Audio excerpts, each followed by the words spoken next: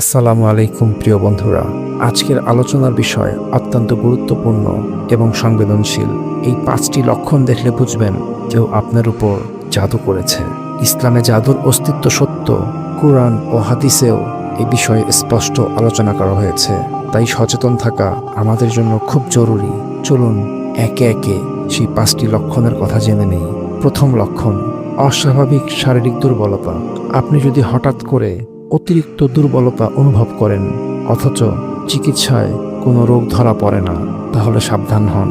অনেক সময় জাদুর কারণে শরীর দুর্বল হয়ে পড়ে, অলসতা ভর করে, এমনকি হাঁটাচলা করাও কষ্টকর হয়ে যায়। শুধুমাত্র ক্লান্তি নয়, এটা এমন এক দুর্বলতা যা আপনার স্বাভাবিক জীবনকেই বাধাগ্রস্ত করে।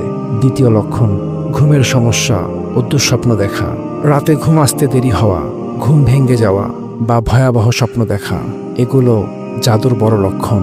বিশেষ করে যদি ঘুমের মধ্যে অদ্ভুত প্রাণী, সাপ, বিড়াল বা অন্ধকার জগতের দৃশ্য দেখতে পান, তাহলে এটা আল্লাহর পক্ষ থেকে সতর্ক সংকেত হতে পারে।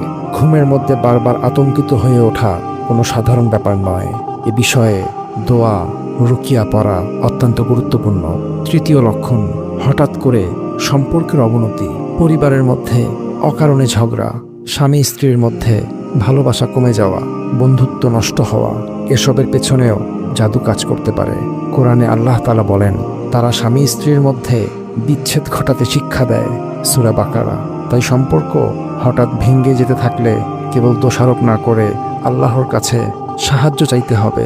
চতুর্থ লক্ষণ, অর্থনৈতিক সমস্যা ও কাজের বাধা।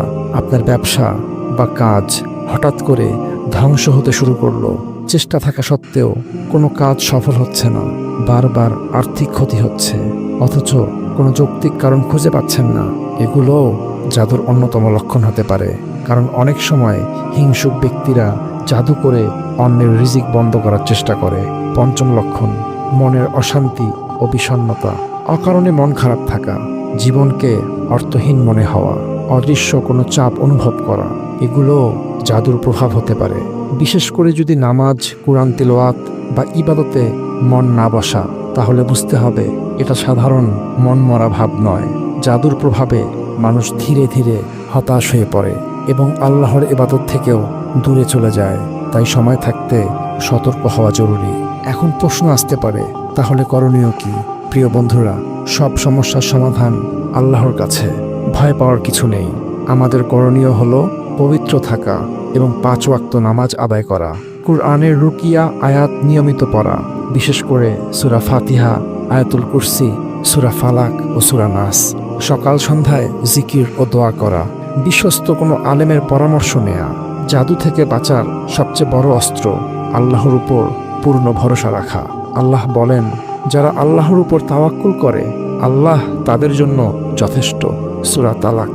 প্রিয় ভাই ও বোনেরা, জীবনটা খুবই সংক্ষিপ্ত। জাদু, হিংসা, শয়তানের ফাঁদ থেকে নিজেকে রক্ষা করতে হলে অবশ্যই আল্লাহর সঙ্গে দৃঢ় সম্পর্ক তৈরি করতে হবে। কোনো লক্ষণ দেখা দিলে দুশ্চিন্তা করবেন না, বরং ইবাদত বাড়ান, কুরআনের আশ্রয় নিন। আসুন আজ থেকেই আমরা নিজেদের আত্মার সুরক্ষা শুরু করি, ইনশাআল্লাহ। ভিডিওটি যদি আপনাদের উপকারী মনে হয় তবে শেয়ার করুন, যেন অন্যরাও সতর্ক হতে পারে। আল্লাহ আমাদের সকলকে হেফাজতে রাখুন, আমিন।